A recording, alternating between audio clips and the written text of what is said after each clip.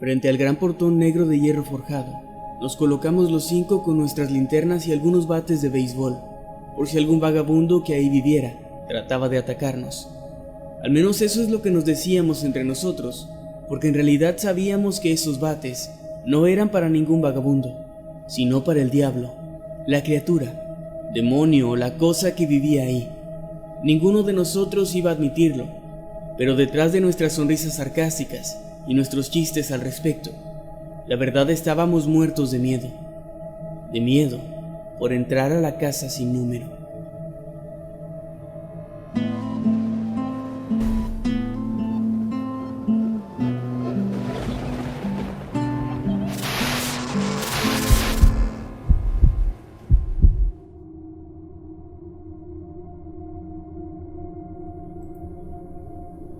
Aquella casa se encontraba al final de una calle que quedaba a unas cuadras de mi casa. Era muy vieja y se suponía que el 616 debía estar grabado en su puerta, o bien forjado en su gran portón de hierro, pero por alguna razón no lo tenía. La vieja casona era conocida por su macabra historia, y los niños del barrio la conocíamos como la casa del diablo, la casa maldita, o simplemente la casa sin número.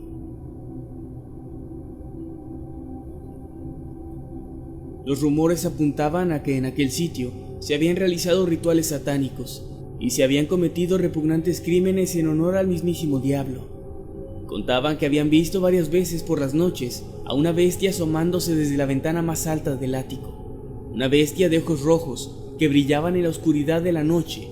Esa bestia era alimentada con carne humana, según decían, por quienes en aquel entonces eran dueños de la propiedad, aunque nadie sabía en realidad quiénes eran ellos. Nadie sabía tampoco de dónde habían salido estos rumores. Simplemente pasaban de boca en boca entre los niños del barrio. Mis amigos y yo nos burlábamos constantemente de aquellas historias, aunque muy en el fondo, aquella casa realmente nos daba miedo, y el simple hecho de pensar en entrar en ella nos ponía la piel de gallina. Por supuesto que no pasaría mucho tiempo sin que el reto de entrar ahí se propagara entre mi grupo de amigos. Bromeábamos con la idea de entrar y fumar un par de cigarros con Satanás. Nos doblábamos de risa inventando historias, donde en realidad el supuesto demonio del ático sería el hijo deforme de alguna familia, aludiendo a un viejo especial de Halloween de los Simpson. Pero finalmente una noche de diciembre, un grupo de 5 chicos contándome a mí, nos decidimos por fin entrar y averiguar de una vez por todas lo que había ahí dentro. Y ahí estábamos los 5, frente al gran portón negro de hierro forjado. Nuestras rodillas temblaban, pero nosotros lo disimulábamos, culpando las bajas temperaturas de las noches de diciembre. Eric, el más grande de nosotros, que en aquel entonces tendría unos 12 años, fue el primero en acercarse hasta la puerta principal. Una enorme puerta de pino, que afortunada o desafortunadamente, no tenía candado alguno. El rechinido que escuchamos cuando Eric la abrió nos puso los pelos de punta. Pero todos casi al mismo tiempo comenzamos a caminar hacia esa puerta para adentrarnos en la casa. Con nuestras lámparas de mano tratábamos de iluminar cada rincón, apuntando en todas las direcciones posibles. Incluso el techo, donde un viejo y enorme candelabro de cristal pendía peligrosamente sobre nuestras cabezas. Bajo las escaleras había una puertecilla cerrada, y la madera del suelo crujía con cada paso que dábamos, y todo aquello que no era alcanzado por la luz de nuestras linternas era prácticamente invisible, se perdía en la oscuridad, que era de un negro profundo y espeso. La casa no era como la habíamos imaginado. Creíamos que nos íbamos a encontrar con grafitis en las paredes, latas de cerveza en el suelo y tal vez hasta un pentagrama dibujado en algún sitio, con algunas velas y sangre de animal, colillas de cigarro y olor a marihuana. Era lo que creíamos que había ahí. Pero no había nada de eso, esas cosas que uno usualmente encuentra dentro de las casas abandonadas, probablemente porque nadie era tan valiente o tan idiota como para entrar ahí. Bueno, nadie además de nosotros.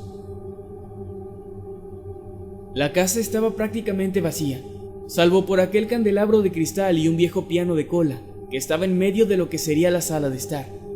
No había cuadros con ojos que te siguen en las paredes ni nada de eso, pero por alguna razón la casa, así como estaba, tan pulcra, tan vacía, daba mucho más miedo que la imagen mental que teníamos de ella. Eso lo pude notar en la mirada de todos, mientras explorábamos la planta baja.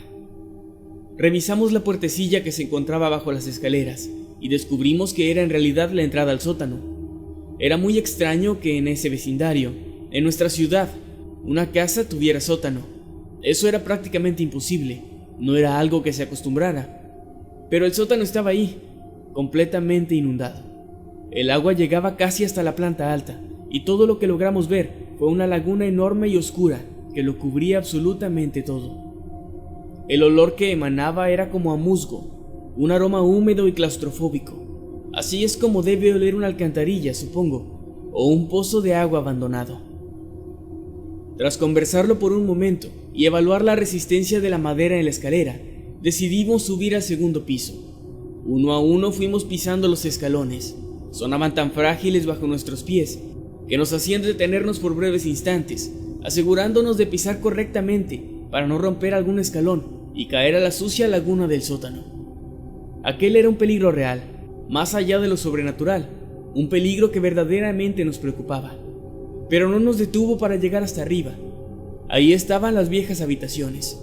Una a una las fuimos explorando y nos sorprendimos al darnos cuenta de que estaban prácticamente intactas. De no ser por el polvo y lo visiblemente oxidado de algunos muebles, todo estaba ahí: las camas, los escritorios, las lámparas de lectura, los roperos y los estantes, donde había algunos libros empolvados. Un espasmo involuntario me obligó a soltar un grito muy fuerte. De hecho, todos gritamos al unísono. Habíamos escuchado un repentino sonido estridente.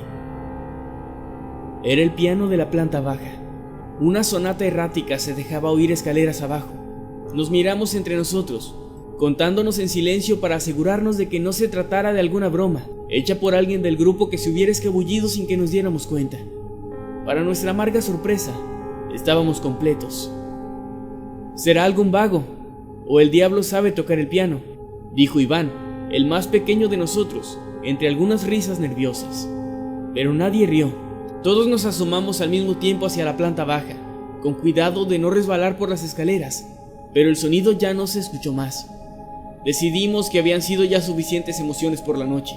No nos interesaba subir al ático, mucho menos después de haber escuchado aquel viejo piano sonando sin razón.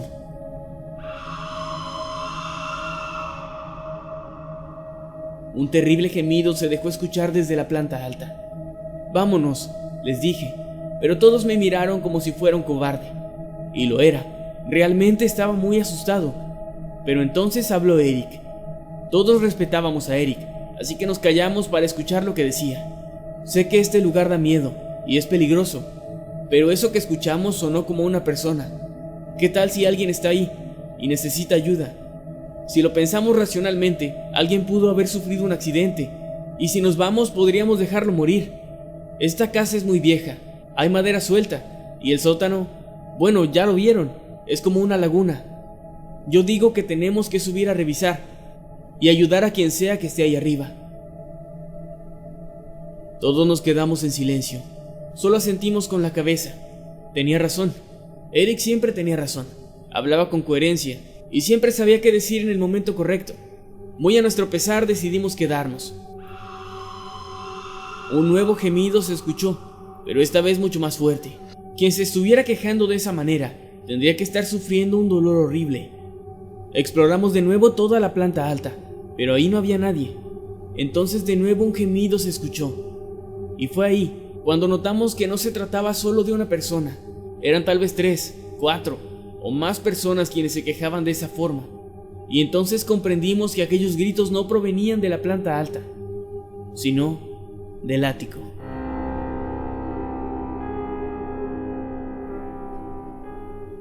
Con nuestros corazones latiendo sin control y con un nudo en la garganta, nos acercamos a la portezuela que llevaba al ático. Bajamos la escalerilla y nos asomamos casi de reojo hacia la oscuridad de aquel lugar. Los 5 subimos y nos quedamos parados ahí. No había luz, y con nuestras lámparas solo lográbamos alumbrar cajas y viejos bultos de ropa. ¿Hay alguien ahí?, pregunté con la voz entrecortada. Detrás de nosotros volvió a escucharse aquel sonido. Parecían los gritos y llantos de decenas de personas. Giramos de inmediato con nuestras lámparas en la mano e iluminamos lo que había detrás nuestro. Paredes llenas de sangre con extraños símbolos dibujados. Círculos, flechas y estrellas invertidas se dejaban ver. Había varios cuerpos colgando en el techo, amarrados con cuerdas de las muñecas y colgados con ganchos de carne en pose de crucifixión. Eran 5 cuerpos en total. A todos les faltaba la mitad inferior y sangraban a borbotones. Nos quedamos completamente petrificados al verlos, pero fue peor cuando pusimos atención. Vimos sus rostros y eran los nuestros. Eran nuestras caras en esos cuerpos colgando y brotando sangre. Yo estaba en el centro, con una enorme herida en forma de cruz invertida que bajaba desde mi pecho hasta el vientre. Esos cuerpos gritaban y lloraban, se movían violentamente, como tratando de zafarse de las amarras. Entonces pudimos reaccionar. Gritamos con todas nuestras fuerzas y salimos como pudimos de ese ático. Llegamos nuevamente a la planta alta y corrimos escaleras abajo, pero esta vez no tuvimos el suficiente cuidado y la escalera colapsó después de un crujido áspero y todos caímos hacia el sótano, sumergiéndonos en el agua putrefacta y oscura que estaba ahí estancada. Entre gritos y manoteos nos mantuvimos a flote. Afortunadamente todos sabíamos nadar. Como pudimos llegamos hasta la orilla, donde estaba la puerta de salida hacia el salón principal. Una vez a salvo volteamos hacia el agua y vimos cómo algo salía a flote desde lo más profundo de aquel asqueroso lago. Eran 10 o tal vez 20 cuerpos, cadáveres podridos flotando en aquellas aguas negras, esqueletos carcomidos, con apenas algunos retazos de piel aún adheridos a ellos. No me pude contener y vomité justo ahí. Por un momento creí que mis amigos se reirían, pero nadie lo hizo. Totalmente mojados y oliendo a rayos, corrimos hasta la puerta de la casa y llegamos hasta el jardín, donde estaba aquel portón de hierro. Jadeando nos miramos unos a otros, aún incrédulos por lo que acabábamos de ver y escuchar. Algunos estaban llorando, yo solamente estaba pálido y boquiabierto. A partir de aquí todo pareció transcurrir muy rápido. Una patrulla de policía llegó al lugar. Al parecer los vecinos se habían quejado y reportado gritos. Le contamos a los oficiales todo lo que habíamos vivido ahí dentro. Les hablamos del sótano inundado, de los cadáveres y el ático. Los policías solo se miraron entre sí y sonrieron. Tienen una gran imaginación, pero están molestando a los vecinos con sus gritos, dijo uno de ellos, el más alto. De nuevo volteamos a vernos y estábamos completamente secos. No tenía sentido. Nuestras ropas no estaban rasgadas, ni siquiera un poco maltratadas. Los oficiales nos llevaron a nuestras casas y jamás se volvió a hablar del asunto. No logré comprender en ese momento la actitud de los policías. Tuvieron que pasar casi 20 años para entenderlo. Viví en ese mismo vecindario hasta que cumplí 19, cuando conseguí un trabajo y me mudé. No volví a ver a ninguno de mis amigos y no volví a ver aquella casa. Evité pasar frente a ella y volver a verla por mucho tiempo, incluso antes de mudarme. Me casé a los 25 y tuve 2 hijos, un niño y una niña. Hace poco los llevé a visitar a mis padres. Ellos aún viven en aquel viejo vecindario, unas calles antes de llegar a mi antigua casa. Mis hijos jugaban un juego de viaje, como ellos los llamaban. A veces contaban árboles al lado del camino, o los perros que veían. A veces contaban los autos de color rojo, o de alguna marca específica. En esa ocasión estaban contando los números exteriores de las casas, mientras yo conducía tranquilo. De pronto mi mente, que ya lo había olvidado todo, desenterró mis más horribles recuerdos. Mi corazón se aceleró y mi piel se erizó al escuchar a uno de mis hijos hacerme una simple pregunta. Papá, ¿por qué esa casa tan fea no tiene número? Da mucho miedo, dijo, mientras apuntaba con su dedo hacia un enorme terreno baldío, con un portón negro de hierro en la entrada.